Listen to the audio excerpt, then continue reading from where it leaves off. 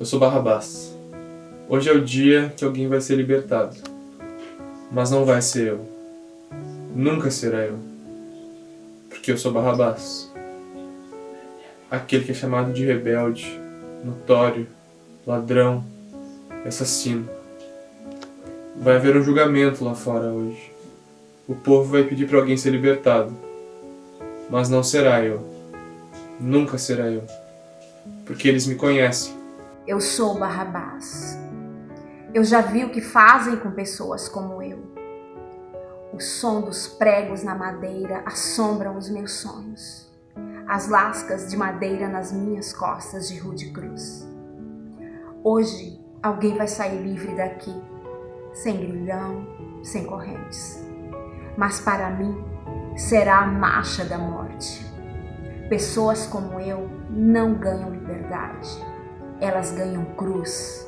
Porque eu sou o Barrabás. A minha cela é fria e silenciosa. Eu consigo ouvir os burburinhos das pessoas lá fora. Mas agora eu ouço passos. De dentro do silêncio, eu ouço o meu nome, Barrabás. Eu ouço as chaves do carcereiro. A porta se abre e eu sei que é a minha hora. Ao chegar mais perto, eu ouço o povo. Eles estão gritando um nome. Eu sei que é o meu, Barrabás. Eles estão pedindo a minha cabeça. Estão certos, porque eu sou culpado. Eu sou Barrabás. Mas quando eu saio ao sol, eu ouço um som familiar. Eu ouço o tilintar das chaves novamente. Dessa vez é diferente. As minhas correntes se foram. Mas como pode ser? Confuso, eu olho para o carcereiro. Mas ele está olhando em outra direção. Os seus olhos estão fixos na frente da multidão. E eu olho também. Tem um homem lá. E ele está cheio de hematomas e todo ensanguentado. E ele me vê. Os meus olhos se encontram com os dele. E eu sei que deveria ser eu. E ele está lá no meu lugar. E eles o chamam de rebelde. Notório, ladrão, assassino. Devia ser eu. Mas eles estão me chamando de livre, sem culpa, limpo, perdoado. Esse homem irá à cruz em meu lugar. Ele vai dizer, está consumado. E eu acredito nele. Porque eu sou Barrabás e você também.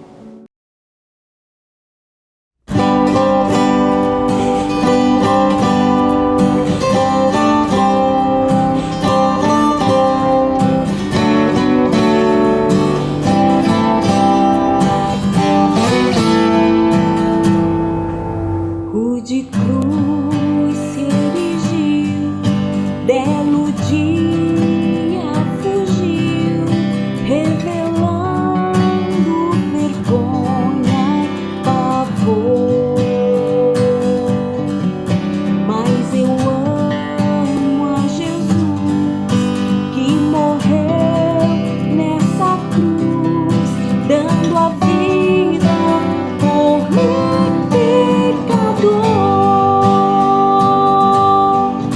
Sim, eu amo a mensagem da cruz. Suas bênçãos eu vou proclamar. Levarei eu também minha cruz,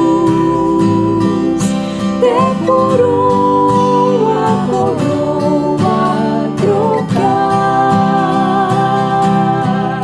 Lá da glória dos céus, o Cordeiro de Deus ao Calvário humilhante baixou. Essa cruz tem pra mim atrativo sem fim, porque nela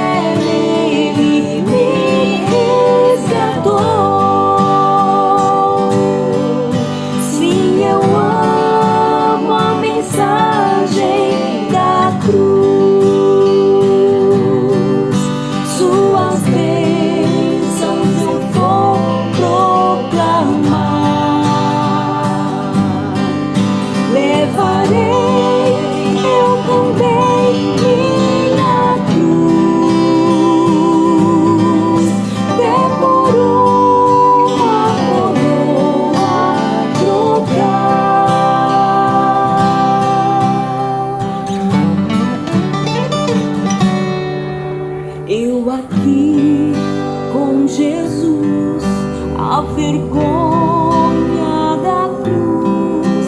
Quero sempre levar e sofrer. Ele vem me buscar e com ele no lar sua glória pra sempre vou ter. Sim, eu amo a mensagem da cruz. Suas bênçãos eu vou proclamar. Levarei eu também minha cruz. Demorou a coroa trocar. Levarei eu também minha cruz. Demorou a coroa trocar.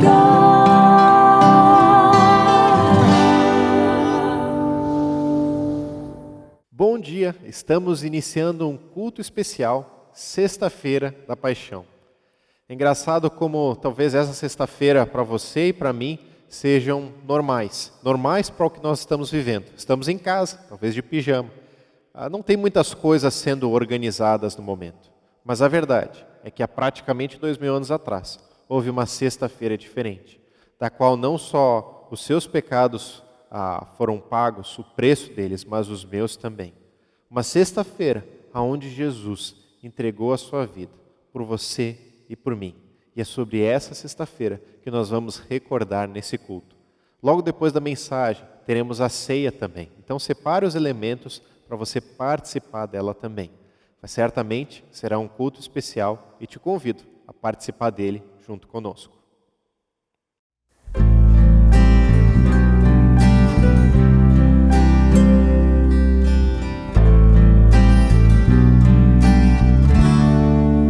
Graças eu te dou, Pai, pelo preço que pagou, sacrifício de amor que me comprou, ungido do Senhor, pelos cravos em tuas mãos. Graças eu te dou, ó meu Senhor, lavou minha mente e coração, me deu perdão, restaurou minha comunhão. Digno é o Senhor, sobre o trono está. Soberano Cristo.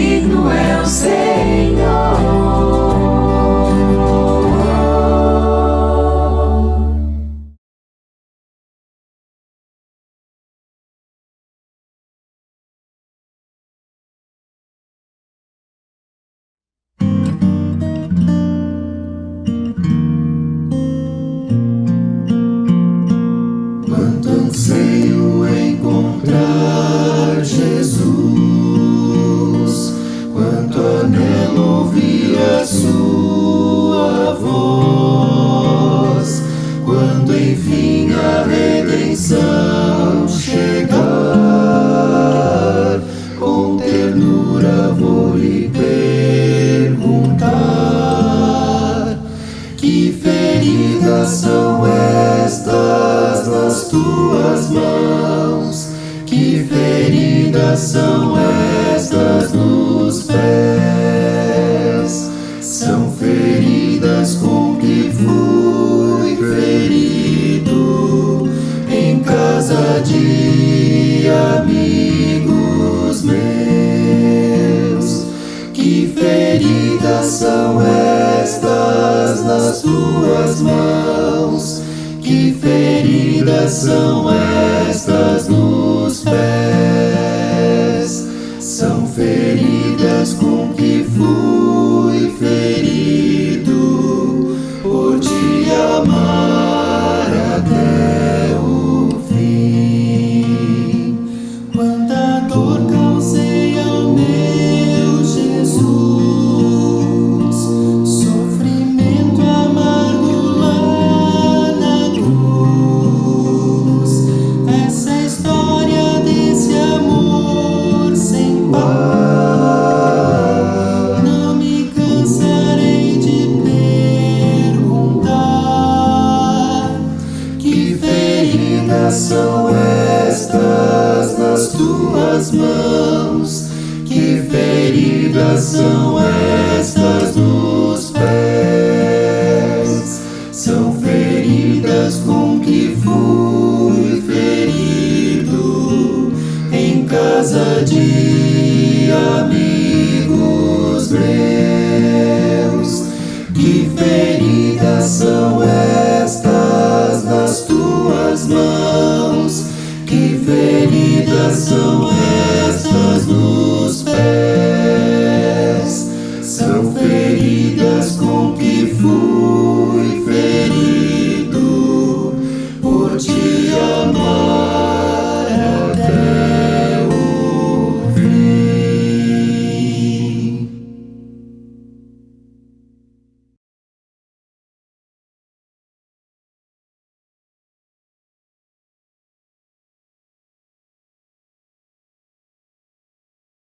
Bom dia, esse é o nosso culto da paixão, né? Nós estamos na sexta-feira e a mensagem que nós vamos ver hoje é muito interessante, né? Nós temos Jesus no Getsemane e eu gostaria que você abrisse a sua Bíblia comigo em Marcos capítulo 14, nós vamos ler do versículo 32 até o 42. Nós vamos ler o texto e depois nós vamos mergulhar nele e dar uma olhada em algumas coisas bem interessantes que Jesus fala aqui nesse texto, né? De como foi esse relato aqui, registrado por Marcos, por João Marcos. Versículo 32 fala bem assim: Então foram para um lugar chamado Getsemane, e Jesus disse aos seus discípulos: Sentem-se aqui enquanto vou orar. Levou consigo Pedro, Tiago e João, sem o barquinho, e começou a ficar aflito e angustiado. E disse-lhes: A minha alma está profundamente triste, numa tristeza mortal. Fiquem aqui e vigiem comigo. Indo um pouco mais adiante, prostrou-se e orava para que, se possível, fosse afastada dele aquela hora. E dizia: Abba, Pai, tudo te é possível. Afasta de mim este cálice. Contudo, não seja o que eu quero, mas sim o que tu queres. Então voltou aos seus discípulos e os encontrou dormindo. Simão, disse ele a Pedro, você está dormindo? Não pode vigiar nem por 1 hora. Vigiem e orem para que não caiam em tentação. O espírito está pronto, mas a carne é fraca. Mais uma vez, ele se afastou e orou, repetindo as mesmas palavras. Quando voltou, de novo os encontrou dormindo, porque os seus olhos estavam pesados. Eles não sabiam o que lhe dizer. Voltando pela 3ª vez, ele lhes disse: Vocês ainda dormem e descansam? Basta, chegou a hora. Eis que o Filho do Homem está sendo entregue nas mãos dos pecadores. Levantem-se e vamos. Aí vem aquele que me trai. Vamos orar junto, pedindo que Deus nos faça entender por completo o que é esse relato aqui em Marcos. Deus, muito obrigado, Senhor, por essa manhã. Obrigado porque nós podemos olhar para esse texto e ter uma noção do quão precioso foi o teu sacrifício por nós. Que nessa manhã o Senhor possa nos ajudar a termos uma noção e nos transportar para esse exato momento em que as coisas aconteceram através dessa leitura, desse relato de Marcos, e que o nosso coração e a nossa mente possam compreender o quão precioso, o quão profundo, o quão maravilhoso foi o teu sacrifício. Obrigado, Jesus. Eu oro no teu nome, Senhor. Amém. A gente tem caminhado por algumas semanas já, pelos evangelhos, olhando os encontros que Jesus teve com algumas pessoas. E o nosso encontro de hoje é com os amigos de Jesus. E por isso, o título da mensagem que eu gostaria de dar para esse texto, para essa exposição de hoje, é Abandonado pelos Amigos. E deixa eu fazer uma pergunta para vocês. Você já foi abandonado por alguém, ou deixado para trás? Ou você já abandonou alguém, ou deixou alguém para trás? Eu tive essa experiência. Logo no início da conversão, eu fui deixado por todos os meus amigos praticamente, mas eu também deixei esses mesmos amigos. Eu os abandonei e eles me abandonaram.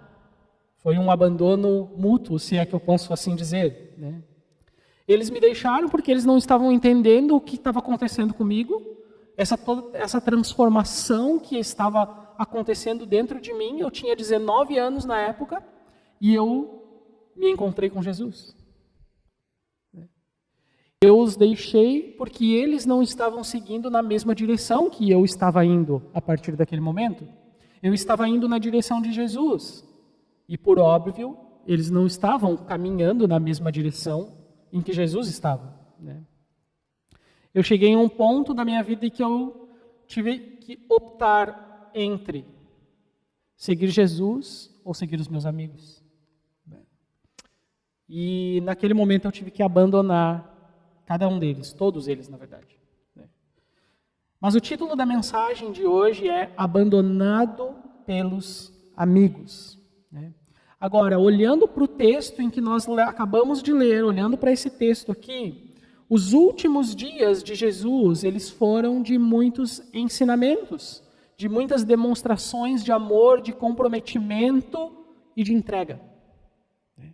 Mais de uma vez, Jesus já havia alertado sobre o caminho que ele estava trilhando para os seus discípulos. E deixem-me situar vocês no contexto onde que nós estamos aqui. Jesus estava em uma casa, mais especificamente no andar superior dessa casa, e Jesus estava com os seus discípulos ali, com os 12. E diante daquele momento tão precioso, tão especial, Jesus começa a falar e ensinar algumas coisas para esses caras, para esses homens. Jesus diz assim: um de vocês vai me trair. E eu posso imaginar todos eles, um olhando para o outro, como assim? Do que ele está falando? Como assim um de nós vai trair ele? Como assim? Eu não estou entendendo o que está se passando aqui. Mas Jesus diz: um de vocês aqui vai me trair. Jesus, também nessa mesma noite, ele institui a ceia. Ele reparte com os seus discípulos e mostrando o que eles deveriam fazer e permanecer fazendo e lembrando. Ele parte o pão, representando o corpo dele, que seria partido em algumas horas. E ele também reparte o vinho, representando o sangue que seria vertido pelo próprio Jesus em algumas horas. Tudo parece estar bem, os discípulos estão comendo, conversando, tendo aquele momento muito especial com o Senhor, Jesus olha para Pedro e diz: você vai me trair, você vai me negar. E não vai ser uma, vão ser 3 vezes. Você vai me negar 3 vezes. E antes que todos olhassem para Pedro, com cara de bravos, querendo voar no pescoço de Pedro, Jesus olha para todos eles e diz: e tem mais uma coisa. Todos vocês aqui vão me abandonar. Todos vocês vão me abandonar. Marcos, ele ainda não fala, mas é nessa mesma noite em que Jesus, o mestre, lava os pés dos seus discípulos, lava os pés de cada um deles, mostrando e demonstrando, ensinando para eles sobre humildade e como eles deveriam se relacionar com as pessoas. Então, todos, depois desse momento, saíram daquele lugar e foram para o Getsemane. E é exatamente o texto em que nós estamos lendo agora. Olhem comigo versículos 32 e 33. Então foram para um lugar chamado Getsemane, e Jesus disse aos seus discípulos: sentem-se aqui enquanto vou orar. E levou consigo Pedro, Tiago e João, e começou a ficar aflito e angustiado. Aflito e angustiado. É interessante, nesses últimos acontecimentos, é interessante ver que esses últimos acontecimentos, eles se dão num jardim, ou seja, o jardim do Getsemane. A vida e ministério de Jesus estão terminando aqui, estão se encaminhando para o final num jardim. Mas tudo começa em um jardim, tudo começou em um jardim, o jardim do Éden. E foi no primeiro jardim que um homem chamado Adão, ele abre mão do paraíso por abraçar o pecado. E é interessante olhar aqui nesse jardim, o jardim do Getsemane, no outro jardim, que é onde Jesus reconquista o paraíso que Adão abriu mão. No primeiro jardim, Adão cede à tentação de fazer a sua própria vontade. E nós vamos olhar nesse texto aqui, que é nesse jardim que o próprio Jesus, ele abre mão de exercer a sua vontade para fazer a vontade do Pai. No primeiro jardim, o pecado passa a ser parte de toda a humanidade. Mas é aqui, no segundo jardim, que o perdão está prestes a ser disponibilizado para toda a humanidade. E prestem atenção agora numa coisa, eu não estou dizendo que toda a humanidade está salva porque Jesus se entregou na cruz, eu não estou falando isso. Eu estou dizendo que é através de Jesus que toda a humanidade pode vir a ser salva. Fecha parênteses. Na verdade, abre e fecha, tá? E é isso que Paulo escreveu aos Romanos. Romanos 5, versículos 18 a 21, Paulo escreve bem assim. Ele diz: consequentemente, assim como uma só transgressão resultou na condenação de todos os homens, assim também um só ato de justiça resultou na justificação que traz vida a todos os homens. Logo, assim como por meio da desobediência de um só homem, muitos foram feitos pecadores, assim também por meio da obediência de um único homem, muitos serão feitos justos. A lei foi introduzida para que a transgressão fosse ressaltada, mas onde aumentou o pecado, transbordou a graça, a fim de que, assim como o pecado reinou na morte, também a graça reine pela justiça, para conceder vida eterna mediante Jesus Cristo, o nosso Senhor. Exatamente disso que Paulo está falando aqui. Então, a queda, ela acontece no jardim, o Éden, e a redenção, ela começa a acontecer também em um outro jardim, o Getsemane. E a propósito, Getsemane, essa palavra significa prensa de olivas. É o lugar onde se prensava, se triturava, se moía as azeitonas para serem transformados ou produzidos os azeites. E é interessante que é exatamente o que seria feito com Jesus. Jesus seria moído, Jesus seria triturado, Jesus seria prensado. Os versículos 33 e 34, eles nos dizem o seguinte, aqui em Marcos. Eles dizem assim: levou consigo Pedro, Tiago e João e começou a ficar aflito e angustiado. E disse-lhes: a minha alma está profundamente triste, numa tristeza mortal. Fiquem aqui e vigiem. Essas foram as palavras de Jesus. Existem algumas passagens que me deixam encantado, porque mesmo Jesus sendo completamente Deus e completamente homem, ele expressa e admite a profunda tristeza que ele está sentindo nesse texto. Jesus diz que ele começou a ficar aflito e angustiado. Você consegue pensar em Jesus angustiado? Você consegue pensar em Jesus tendo fome, sede, tristeza, angústia, frio? Normalmente nós não conseguimos pensar em Jesus dessa forma. Nós gostamos de pensar em Jesus como aquele que cura, aquele que liberta, aquele que traz libertação, aquele que exerce poder. Mas nós temos uma certa dificuldade para pensar em Jesus como o homem, né? Sentindo coisas, sentindo sensações humanas. Né? Às vezes nós olhamos para Jesus e nós esquecemos que Jesus, ele enfrentou todas as dificuldades humanas como homem. Porque o propósito de Jesus era ser um homem perfeito e não o super-homem.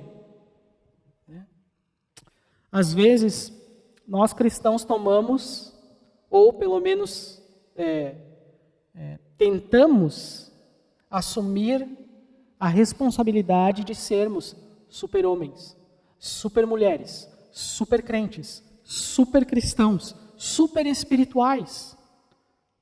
A nossa preocupação não deveria ser jamais a de nos tornarmos ou transparecer sermos super-espirituais. A nossa preocupação deveria ser a de sermos dependentes espirituais. Essa que deveria ser a nossa preocupação. Né?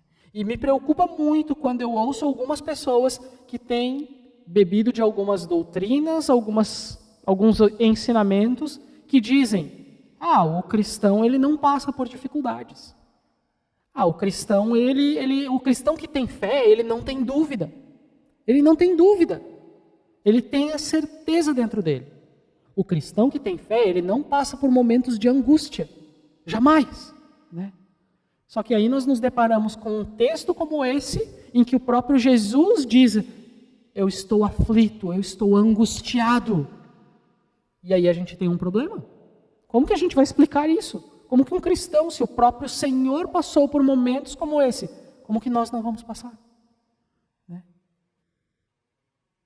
O que a gente faz com um texto como esse? E mais, quando nós voltamos para os escritos originais, nós podemos ver que existe uma possibilidade enorme aqui para se traduzir essas palavras do grego e dar um significado ainda mais profundo do que Jesus está falando. Jesus pode estar dizendo o seguinte: eu estou aterrorizado, eu estou pesado, eu estou cansado, eu estou sobrecarregado, eu estou atribulado e, pasmem, eu estou deprimido. Eu estou deprimido. Vocês conseguem imaginar Jesus dizendo: gente, eu estou deprimido? Nossa cultura cristã, às vezes, parece que um cristão não pode ficar deprimido. E esse estado em que eu estou descrevendo agora, aqui, esse estado em que eu estou falando, ele não se trata de um ambiente de vitimização. Isso são coisas diferentes, né? Não é como aquele desenho lá que dizia, ó vida, ó céus, né? Ou então a síndrome de Chaves. Ninguém tem paciência comigo. Não, não é disso que eu estou falando. Eu estou falando de um momento em sua vida em que as coisas estão tão difíceis, talvez seja esse o momento, né, em que todos nós estamos vivendo, mas em que as coisas estão tão pesadas, tão difíceis, você está tão atribulado, você está se sentindo tão carregado, tão sobrecarregado, as coisas estão pesando sobre os meus ombros que eu estou deprimido. Quantos de vocês já se sentiram assim? Quantos de vocês já sentiram momentos em que você sentiu um peso tão grande sobre você e você sentiu depressão, você se sentiu deprimido, você se sentiu para baixo? Agora, quantos de vocês se sentiram culpados por se sentirem assim? Por se sentirem deprimidos em momentos como esse? Eu mesmo já me senti assim. E teve algumas situações em que eu me senti dessa forma exatamente. Primeiro, o médico que cuidava da minha esposa, Kátia, né, da doença de Crohn dela, ele nos disse uma vez que era para nós nem pensarmos em ter filhos. Ele disse, ela está bem, e ela na verdade não estava tão bem assim, ela está bem, então pensem em adotar talvez, né, mas não pensem em ter filhos. E essa foi a terceira coisa mais difícil que eu já ouvi.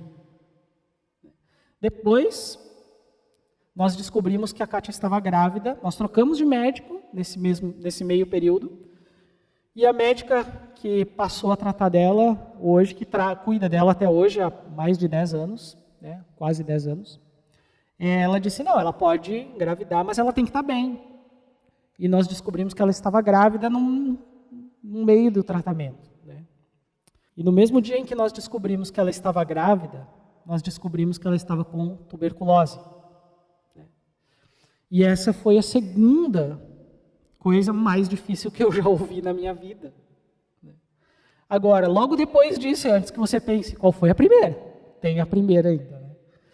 Logo depois do diagnóstico da tuberculose, veio a pior notícia de todas. Os médicos disseram assim, olha, não tem como, vocês vão perder o bebê. Não vai ter como ir adiante essa gestação. Porque tem os remédios do Crohn, tem os remédios da tuberculose, né? Tem muita coisa aqui envolvida, e o comentário foi assim, deixa para estourar o champanhe só depois de 12 a 15 semanas. Né? E aí o tempo foi passando, e a gravidez, e a barriga foi aumentando, né? E a Gabi foi crescendo, né? E a gravidez foi avançando, e aí eles diziam assim, mas tem ainda uma possibilidade, ela pode, diante de tantos remédios, nascer com alguns órgãos não podem desenvolver da forma como deveriam. E aí a gente ficou tão apreensivo. E foram 41 semanas nisso, né, até a gente conseguir ver ela e as coisas estarem tudo bem. Né. Foi um peso tão grande que nós carregamos por tanto tempo. Às vezes, nós só queríamos fazer uma ecografia por semana para ver se estava tudo bem. Mas foi um momento da nossa vida, foi tão pesado, foi tão difícil. Nós queríamos nos alegrar, mas ao mesmo tempo nós estávamos aflitos. Mas a gente a qualquer momento pode perder. E a gente recorria ao Senhor, né? E pedia a Deus, seja feita a tua vontade. E a gente vai te agradecer por tudo. Né? Então foram 8 meses muito longos da nossa vida. Talvez você tenha ficado se sentindo mal porque alguém te disse, crente não fica deprimido, crente não tem angústia, não passa por momentos de aflição. Jesus passou, eu também passei. Você também pode estar passando, ou se já passou, ou vai passar ainda, né? Existem coisas que acontecem na nossa vida que elas nos ensinam muito, né? Mas aí você vem para os evangelhos e olha que o próprio Cristo teve um momento em que ele se sentiu cansado, angustiado, deprimido, sobrecarregado. E o próprio Cristo denomina essa tristeza com uma palavra muito forte. Ele diz, é uma tristeza mortal. É exatamente isso que diz o texto. Eu estou carregado de uma tristeza mortal. Tristeza essa que talvez seja a maior expressão da humanidade de Jesus. Talvez essa seja a maior expressão da humanidade de Jesus que nós estamos vendo nesse texto. Carregado de uma tristeza mortal. Mas é interessante que alguns comentaristas bíblicos, eles dizem que essa expressão de Jesus, ela também revela um sentimento, o sentimento de solidão ou abandono, né? De alguém que sente saudades de casa. E eu gostei muito dessa definição, né? Essa definição eu achei muito legal. Você já esteve em algum lugar, em que você olha para os lados e você pensa, o que eu estou fazendo aqui? Eu não me sinto parte disso aqui, eu não pertenço a esse ambiente, eu não pertenço a esse lugar, eu estou fora daqui. Você já se deparou com essa situação na sua vida? Né? Eu estou fora do lugar, eu não pertenço a isso aqui. Parece que Jesus estava sentindo exatamente isso. Exatamente isso. E de certa forma isso é verdade para todos nós. Nós não pertencemos a esse lugar em que nós estamos, né? A Bíblia ela nos adverte em vários textos e nos exorta também a buscarmos as coisas do céu, né? A não buscarmos as coisas dessa terra. Ela diz que a nossa pátria está no céu, que nós não pertencemos a esse lugar. Ela disse para colocar a nossa esperança na glória vindoura, mas não colocar a nossa esperança nas coisas dessa terra. Agora nós estamos olhando Jesus, né?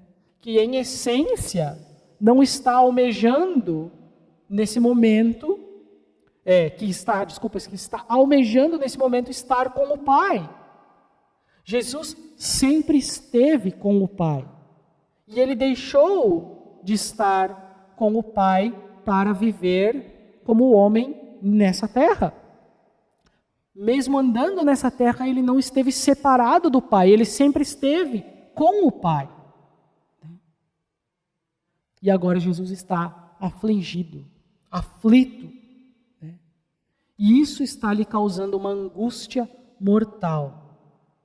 Aí você chega para as pessoas que você ensinou durante pouco mais de 3 anos e diz assim, cara, eu estou aflito, eu tô profundamente triste.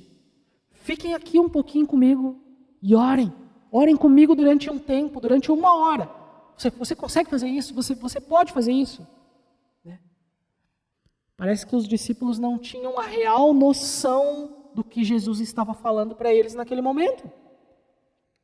Perseverem comigo, orem comigo, fiquem aqui comigo, fiquem aqui e vigiem. Essas foram as palavras de Jesus. Agora olhem os versículos seguintes que Jesus, ele se retira para orar. Olhem comigo, versículos 35 e 36. Fala assim. Indo um pouco mais adiante, prostrou-se e orava para que, se possível, fosse afastado dele aquela hora. E dizia, Abba, Pai, tudo te é possível, afasta de mim este cálice. Contudo, não seja o que eu quero, mas sim o que tu queres. A gente poderia refletir somente sobre essas palavras de Jesus aqui por muito tempo, né? Mas eu quero destacar algumas coisas aqui. Primeiro, essa oração de Jesus é uma oração modelo para nós. Por que ela é uma oração modelo? Ela é uma oração modelo, tal qual a oração do Pai Nosso é uma oração modelo. É uma oração em que nós podemos nos espelhar. Mas em que sentido ela é uma oração modelo? Primeiro, ela é uma oração de intimidade.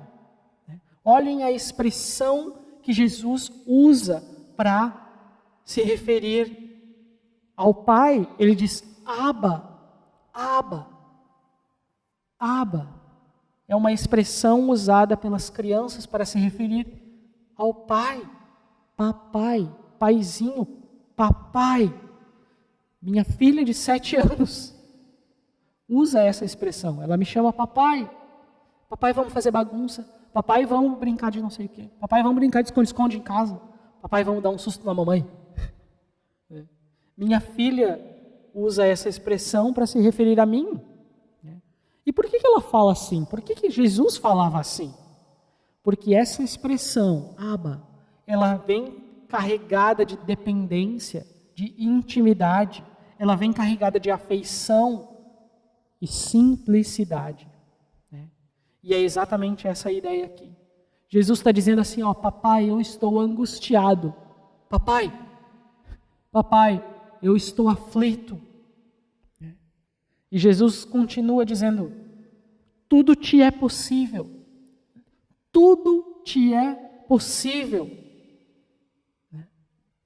Jesus sabe para quem ele está orando.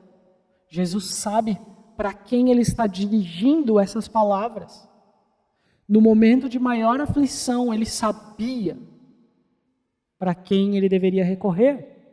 Jesus, ele também reconhece a autoridade de quem realmente tem poder para livrar ele. Ele diz, tudo te é possível, ou seja, tudo mesmo, tudo te é possível, e esse é o segundo ponto que eu gostaria de destacar aqui.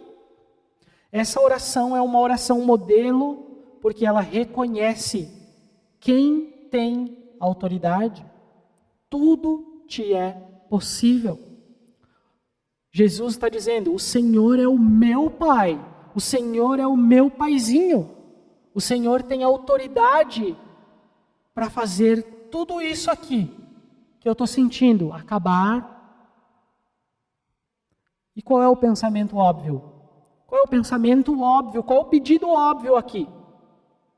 Se o Senhor tem poder para fazer qualquer coisa, o Senhor também poderia retirar, ou me retirar, Jesus, da cruz.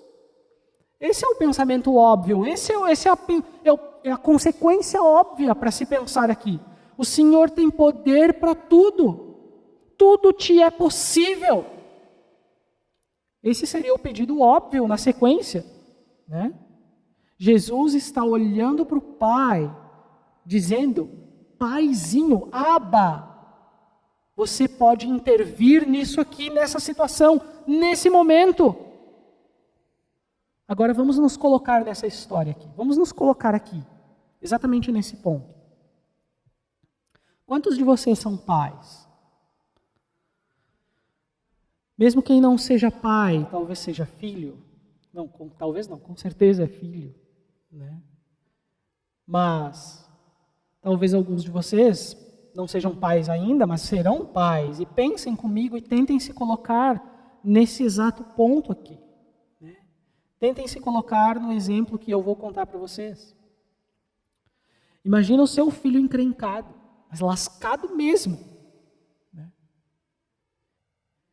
E eu vivenciei algumas situações com pais que eles fizeram o mal pensando que estavam fazendo o bem, e pais que fizeram o bem que aparentemente estavam fazendo o mal para os seus filhos. Né? Eu conheci uma mãe que acobertou tudo que o filho dela fez durante muitos anos da vida. Ela nunca permitiu que o seu filho arcasse com as consequências dos atos dele. O filho dela começou a andar com um pessoal barra pesada, mas a culpa não era do filho, a culpa era dos outros. Então o que ela fez? Ela disse, o meu filho não tem culpa nisso, eu vou me mudar, eu vou sair daqui e vou ir morar no litoral. Ela saiu aqui do bairro IAPI, aqui atrás do Zafari, e foi morar no litoral com seu filho. E lá o seu filho, adivinhem, também encontrou pessoas ruins, pessoas não muito boas. E ele se encrencou de novo. Mas a culpa permaneceu não sendo do filho. A culpa permaneceu sendo dos outros. Então, ela pega e diz, aqui tem um problema, a gente tem um problema, e o problema é geral, né? Ele é generalizado, é o Brasil todo. O que eu posso fazer? Eu vou me mudar então para Portugal. E aí ela está lá, morando com seu filho em Portugal, mas seu filho não tem culpa alguma de nada do que acontece. São os outros. O segundo exemplo, eu encontrei também, conheci uma mãe, em que ela me relata, me diz que até hoje essa foi a decisão mais difícil que ela já tomou na vida, que foi a de chegar na frente do juiz e pedir para o juiz, não solta o meu filho. Deixa o meu filho preso mais um ano. Eu estou falando isso com o Senhor, com dor no coração, mas não solta o meu filho. Porque ou o meu filho vai morrer, ou o meu filho vai matar. E ela pediu, deixa o meu filho preso aqui, eu sei que é ruim, eu não consigo ver ele preso aqui, mas eu sei que é o melhor para ele. Você consegue imaginar o seu filho vindo, chegando até você, angustiado, com uma tristeza mortal, dizendo, papai, mamãe, socorro, me ajuda, eu preciso de ajuda, me socorre, me livra disso. Aí você olha para a situação, você olha para tudo, e você percebe assim, as consequências vão ser avassaladoras para o meu filho. Talvez ele vá se machucar, talvez isso vá levar ele até a mesma morte, o perigo vai ser difícil. E aí você olha para tudo isso e você pode intervir nisso, você pode evitar que isso aconteça. Às vezes nós nos comovemos com os nossos filhos, né? E damos coisas para eles que eles não merecem. Damos presentes, jogos e coisas que eles nem mereciam. Mas olhando para esse texto aqui, Jesus clama ao Pai, sabendo que o Pai tem poder para livrar ele. Ele diz, afasta de mim esse cálice. E faça uma pausa agora. Que cálice é esse que Jesus está falando? Leia comigo Salmo 75, versículo 8. Ele diz assim, Salmo 75, versículo 8. Na mão do Senhor está um cálice cheio de vinho espumante e misturado. Ele o derramará e todos os ímpios da terra o bebem até a última gota. Isaías 51, versículo 17, fala assim, desperte, desperte, levante-se, ó Jerusalém, você que bebeu da mão do Senhor o cálice da ira dele, você que engoliu até a última gota, a taça que faz os homens cambalearem.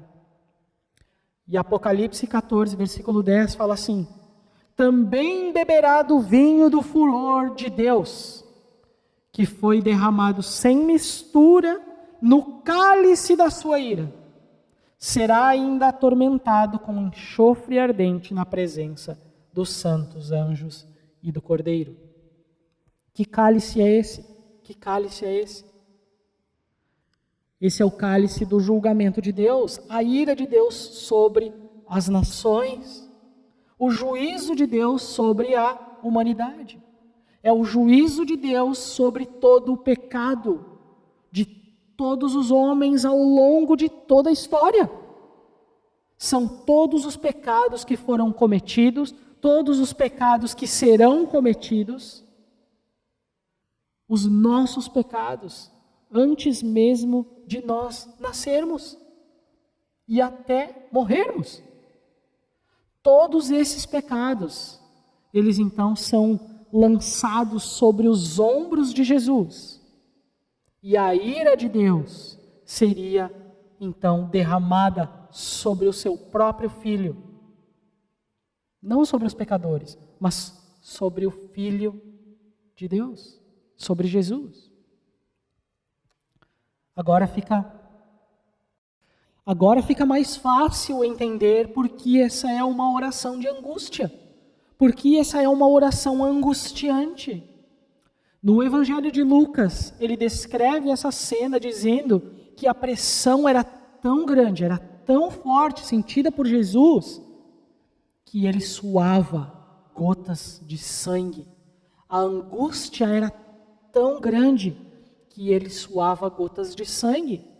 Jesus lutava aqui contra a agonia, não da morte, mas a agonia de estar desamparado, sozinho.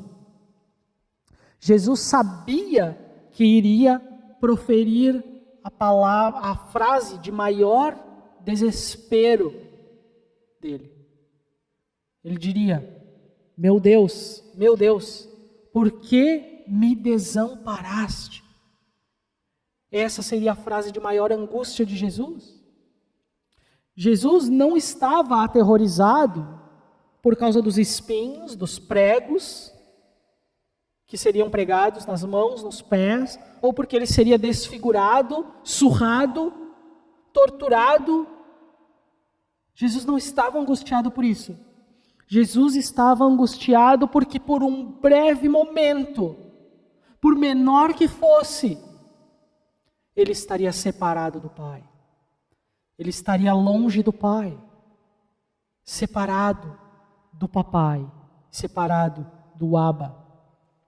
Aquela união que vinha da eternidade, a comunhão ininterrupta, a ligação permanente, daria lugar à ausência. Mas não somente a ausência coberta de ira e o pecado de toda a humanidade. Ponto 3 da oração de Jesus.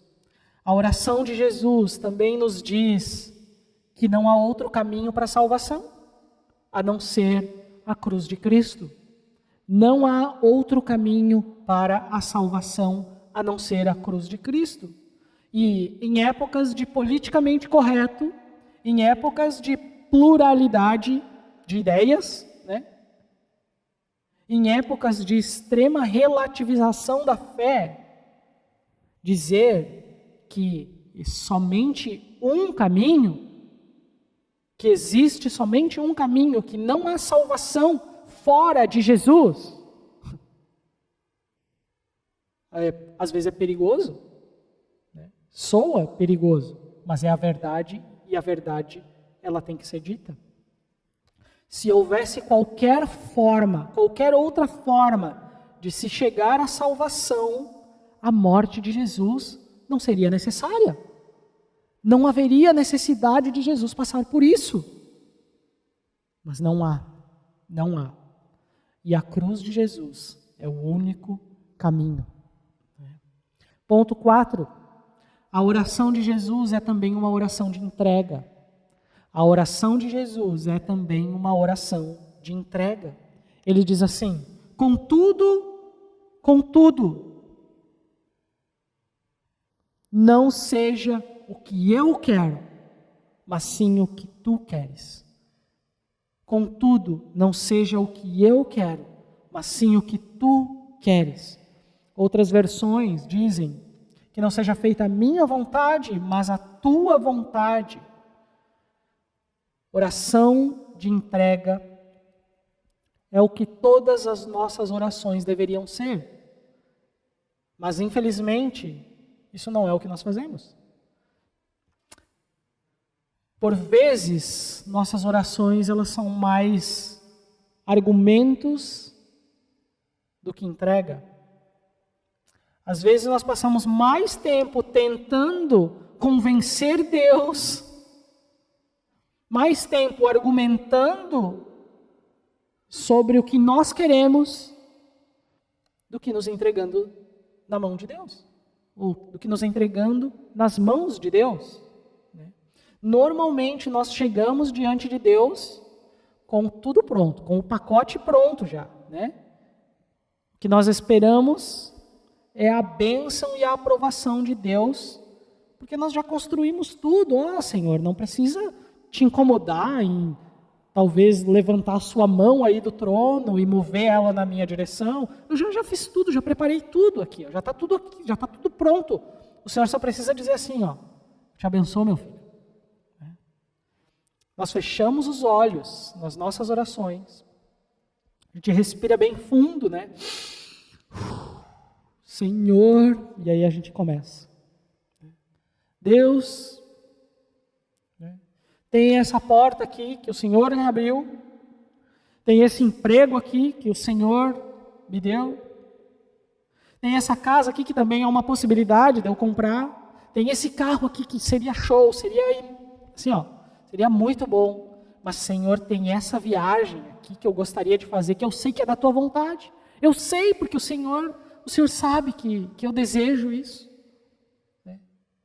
Tem esse curso aqui também que eu gostaria de fazer, que vai me tirar do culto, da igreja, mas eu sei que é por um tempo, mas também o Senhor sabe que isso vai se refletir por anos na minha vida.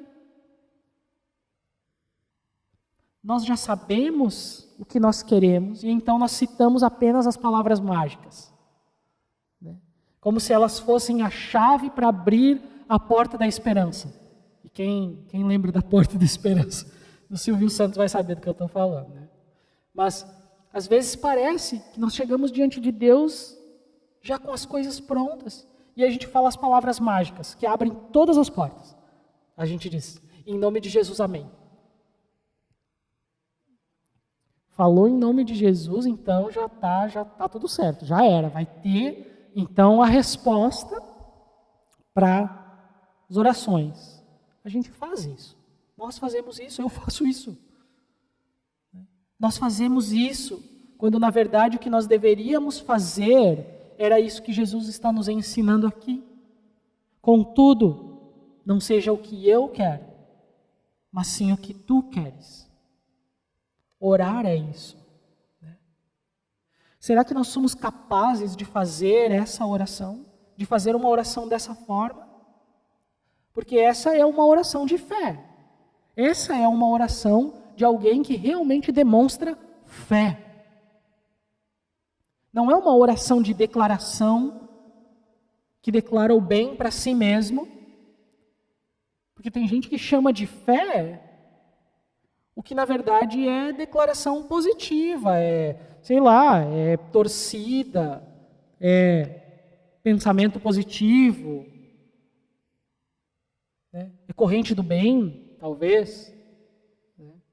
Tem gente que acredita que repassar a mensagem, que digite no final, amém, nos comentários é ter fé. Olha o ponto em que nós chegamos. Você consegue imaginar Deus nisso? Consegue imaginar Deus nisso? Orar com fé e se entregar totalmente aos desígnios do Pai. Orar com fé é se entregar totalmente aos desígnios, à vontade do Pai. Contudo, não seja o que eu quero, mas sim o que tu queres. Orar com fé é orar permitindo que Deus transforme você e as situações. E não que você use a Deus para abençoar os seus planos egoístas. Agora, sabem o quão difícil é fazer essa oração? É extremamente difícil.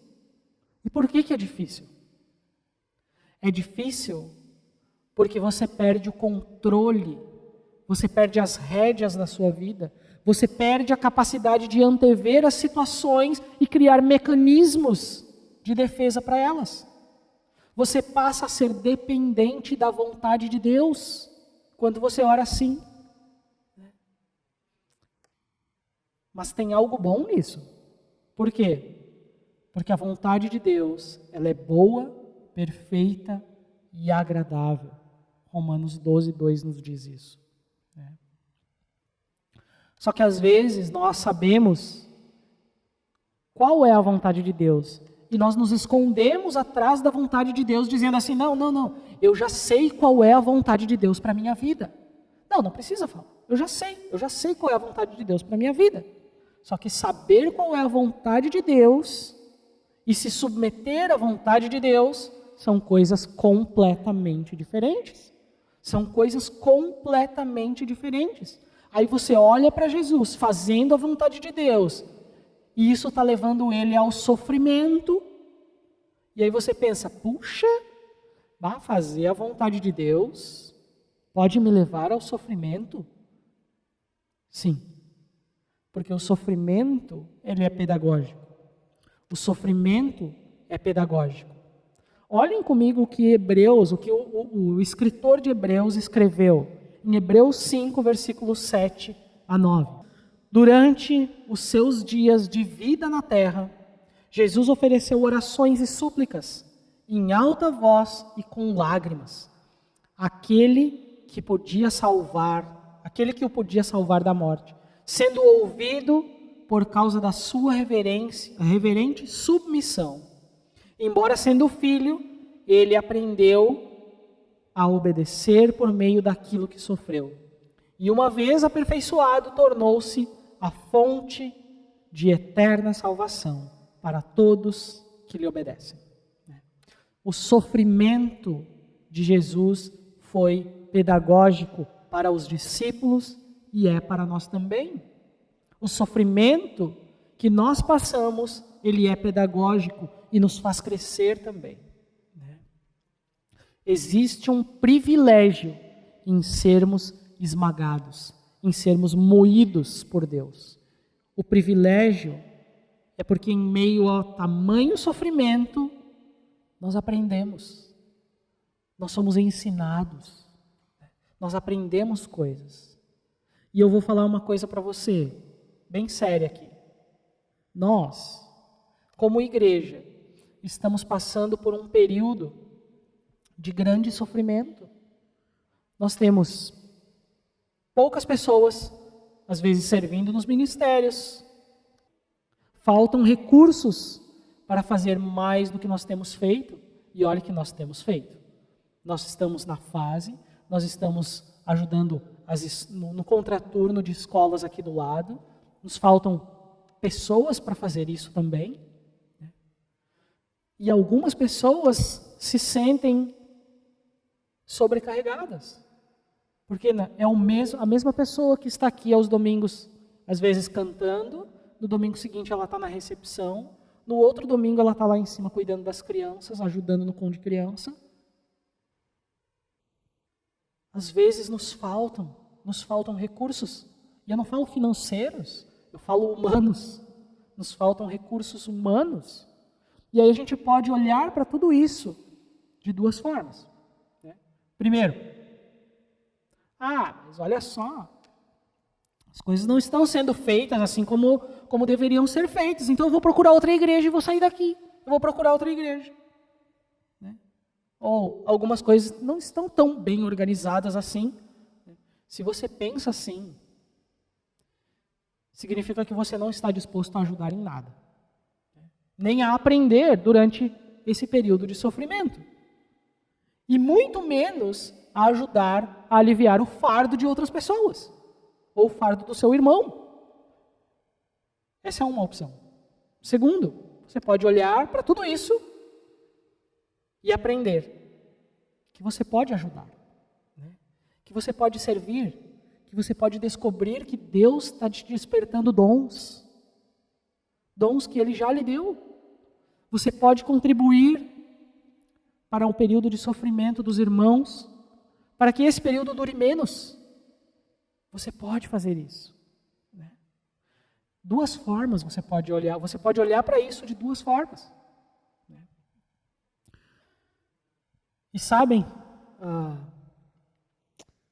não pensem que porque sou eu que estou falando aqui, que às vezes eu não fico pensando assim,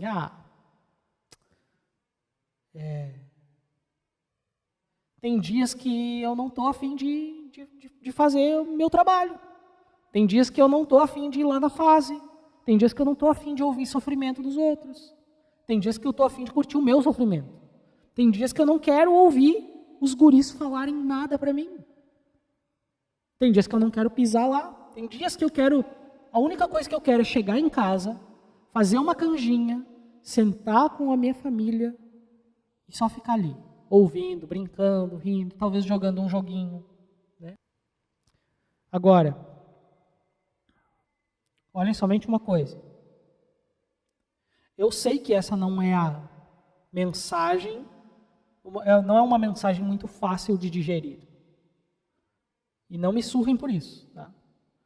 Mas Jesus não tem compromisso com o nosso bem-estar. Jesus não tem compromisso com o nosso bem-estar. Jesus não tem compromisso com o seu conforto. Jesus não tem compromisso com o seu comodismo. Jesus não tem compromisso nem com a nossa felicidade aqui nessa terra. Ah, mas como assim? Jesus não quer que eu seja feliz.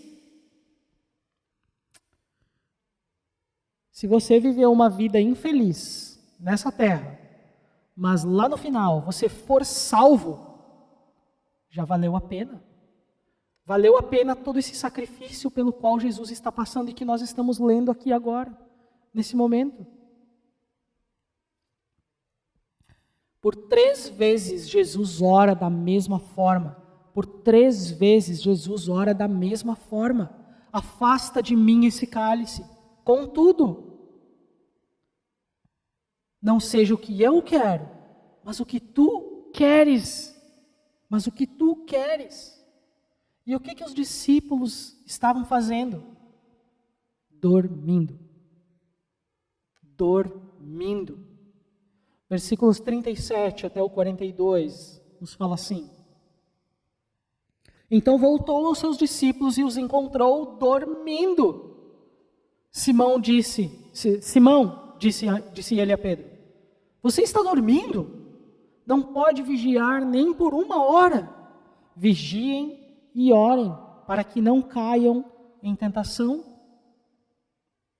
O espírito está pronto, mas a carne é fraca.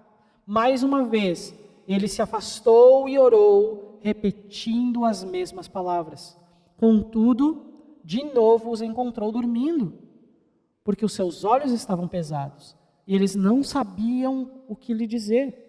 Voltando pela 3ª vez, ele lhes disse, vocês ainda dormem e descansam? Chega, basta. Chegou a hora. Eis que o Filho do Homem está sendo entregue nas mãos dos pecadores. Levantem-se e vamos. Aí vem aquele que me trai.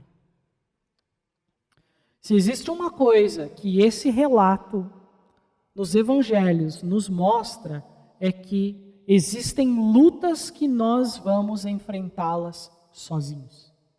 Existem lutas e batalhas que nós vamos lutar sozinhos, somente nós e Deus.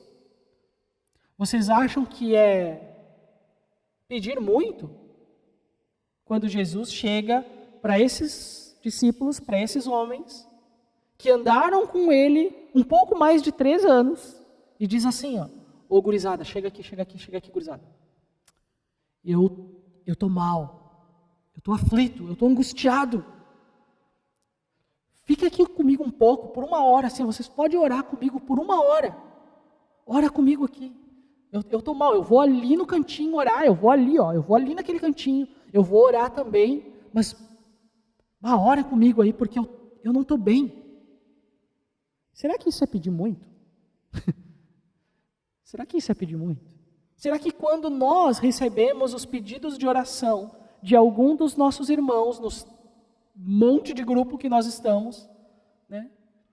Será que isso é pedir muito? Será que é pedir muito que a gente pare por alguns minutos, por alguns instantes, o nosso dia, as coisas que nós estamos fazendo, que nós façamos uma oração por esse nosso irmão que está aflito, que está angustiado, que está pedindo oração? Será que é pedir muito? Os discípulos de Jesus não conseguiram fazer isso. Quantos de nós escrevemos lá, estou em oração, bota a coisinha, né, assim, e a gente não abre a boca para fazer a mínima oração que seja. Que diz assim: Senhor, abençoa esse meu irmão que mandou a mensagem agora. A gente não faz nem isso. Aí a gente olha para um texto como esse, a gente tem a nosso senso crítico, e a gente olha para isso aqui, e a gente diz: bah, que pilantragem que são esses caras, velho, eles não conseguiram por uma hora orar com Jesus, hein? Poxa! Mas quando a gente olha para nós mesmos, essa realidade cai sobre nós, e a gente vê que nós não somos muito diferentes dos discípulos. Jesus exorta eles, mas Jesus não diz assim, ó, pô, cara, brincadeira, né, meu? Pô, vocês não conseguiram ficar uma hora comigo orando aqui. Pô, que tipo de amigo que vocês são? Jesus não faz isso. Mas, John, não entendi por que o título da mensagem é Abandonado pelos Amigos. Como que isso se completa? Como que isso se completa? Os versículos seguintes, eles nos completam a mensagem. Do 43 até o 50, eles dizem assim. Enquanto ele ainda falava, apareceu Judas, um dos 12. Com ele estava uma multidão armada de espadas e varas, enviada pelos chefes dos sacerdotes, mestres da lei e líderes religiosos. O traidor havia combinado um sinal com eles. Aquele a quem eu saudar com um beijo é ele. Prendam-no e levem-no em segurança. Dirigindo-se imediatamente a Jesus, Judas disse: Mestre, e o beijou. Os homens o agarraram Jesus e o prenderam.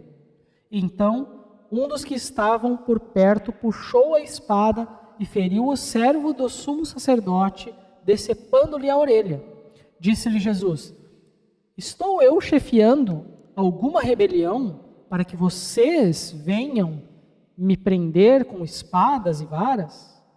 Todos os dias eu estive com vocês, ensinando no templo, e vocês não me prenderam. Mas as Escrituras precisam ser cumpridas. E todos o abandonaram e fugiram. E todos o abandonaram e fugiram. O resultado desse encontro de Jesus com os discípulos, qual foi? O que resulta desse encontro de Jesus com os discípulos dele? Jesus certamente mostrou para eles o caminho que eles deveriam seguir dali em diante. Nada, nenhuma dificuldade, nenhuma luta ou sofrimento que eles pudessem passar seria comparável ao que Jesus pagou pela salvação de todos.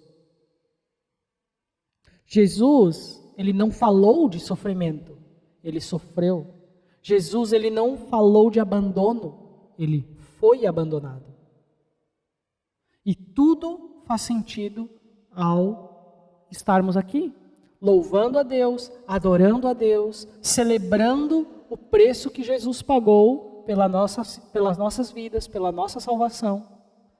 Mais tarde, aqui nesse texto, Jesus, ele seria então acusado, julgado e condenado, ele seria surrado, espancado, zombado, cuspido, abandonado e morto. Mas para finalizar, eu gostaria de ler com vocês o texto do profeta Isaías, que disse a respeito desse momento, ele escreveu a respeito desse momento centenas de anos antes dele mesmo acontecer.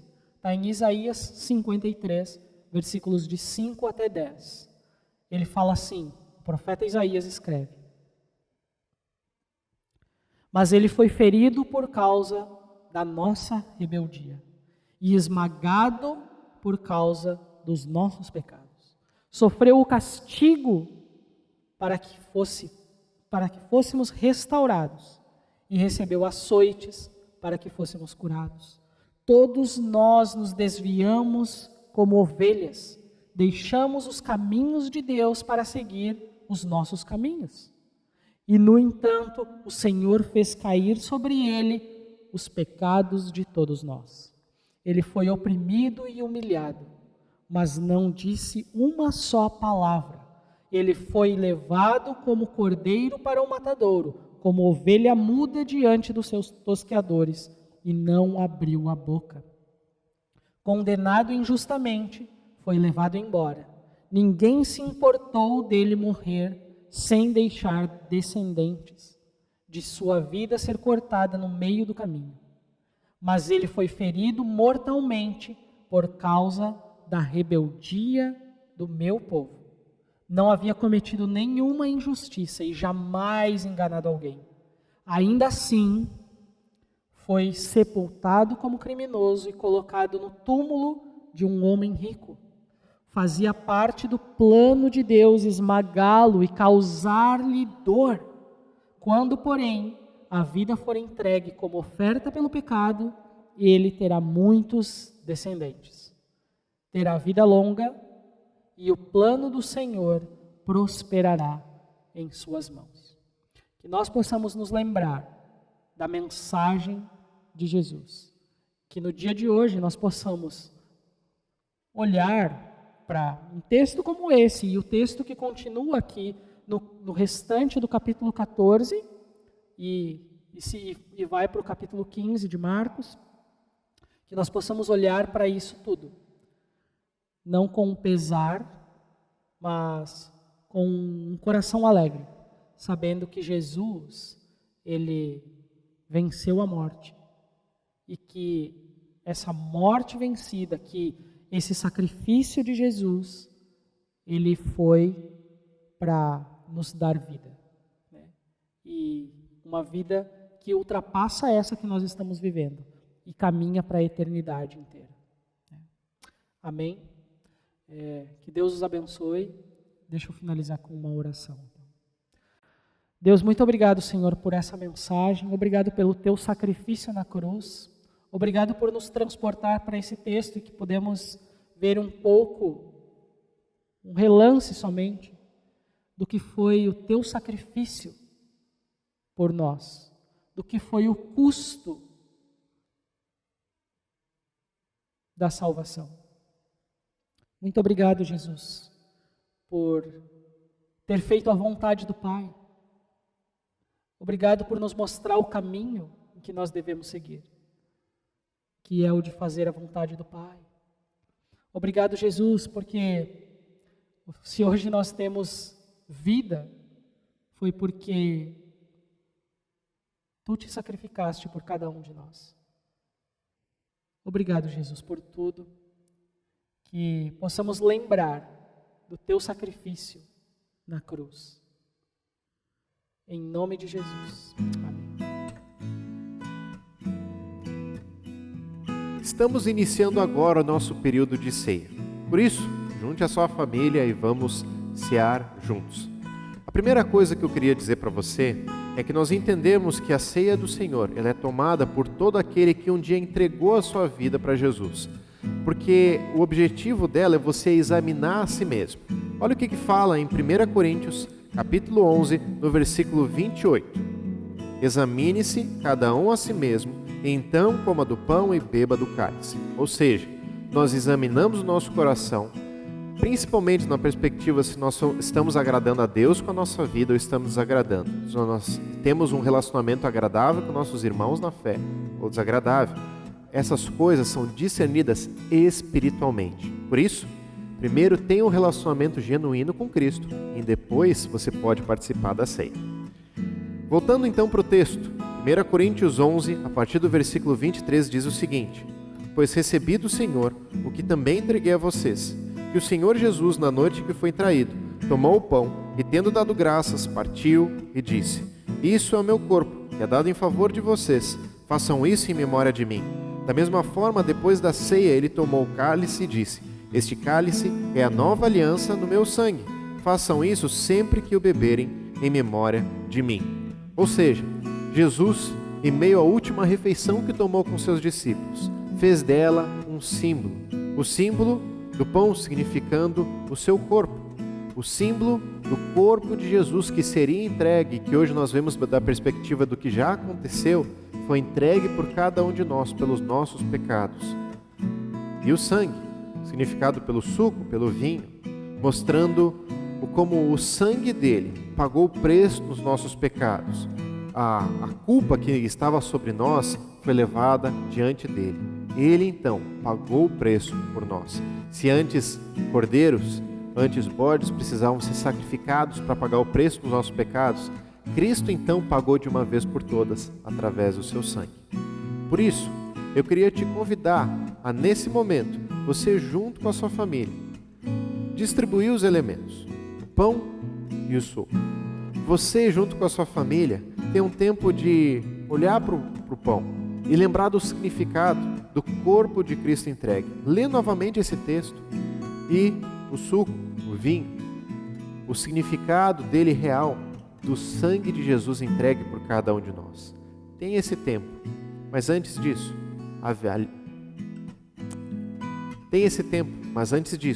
avalie também o seu coração. Se você tem um problema com alguma pessoa, se você está quebrado no relacionamento com algum familiar seu, algum amigo seu, alguma pessoa do seu trabalho, quem quer que seja, se você vê que existe um rompimento ali, Deus está te chamando nesse momento para você acertar as suas pendências e você então tomar da ceia. Tenha esse tempo para você avaliar o seu coração e você então tomar dos elementos. Depois de você tomar dos elementos, eu queria te convidar a olhar esse versículo 26 desse mesmo capítulo, que diz o seguinte: porque sempre que comerem deste pão e beberem desse cálice, vocês anunciam a morte do Senhor até que Ele venha. Ou seja, a cada ceia que vivemos aqui na terra é uma ceia menos em direção à eternidade. Um dia, com o próprio Cristo, nós cearemos para sempre. Que dia incrível!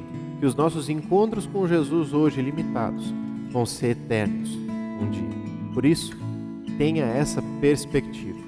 Tome a sua ceia agora com a sua família, com seu grupo pequeno, mesmo que de maneira online. Tome isso junto com pessoas em comunhão. E logo depois, eu quero também ter um tempo de oração por cada um de nós. Oremos então. Obrigado, Jesus, pela dádiva, pela graça que o Senhor nos trouxe. Obrigado porque o Senhor um dia entregou a sua vida por nós, numa sexta-feira tão difícil, aonde o pecado de toda a humanidade foi colocado diante de Ti, aonde o Senhor assumiu as nossas iniquidades, aonde o Senhor sem culpa nenhuma pagou o preço dos nossos pecados. Eu Te agradeço. Portanto, eu Te peço, Pai, que cada um de nós possamos examinar o nosso coração, olhar que áreas que nós estamos distantes de Ti e caminhar em arrependimento, em reconciliação contigo. Que nós possamos nesse período lembrar do Teu sacrifício, do que o Senhor fez numa sexta-feira há tanto tempo atrás. E que principalmente possamos ter em mente a perspectiva e a alegria de que um dia, para sempre, nós cearemos contigo por toda a eternidade. Que dia majestoso será esse que está por vir. Te agradeço por essa perspectiva, que diminui todos os nossos problemas aqui da terra e aumenta muito mais o nosso anseio da eternidade. Vem logo, Senhor Jesus. É isso que nós oramos e ansiamos. Em nome de Jesus. Amém, Pai. Esse foi o nosso culto na sexta-feira. Que você tenha um excelente dia, um excelente tempo de relembrança do sacrifício de Jesus. Mas saiba que daqui a poucos dias, no domingo, também teremos nosso culto de Páscoa. Por isso, participe junto conosco, domingo às 10 horas da manhã, nas nossas redes sociais. Te esperamos lá.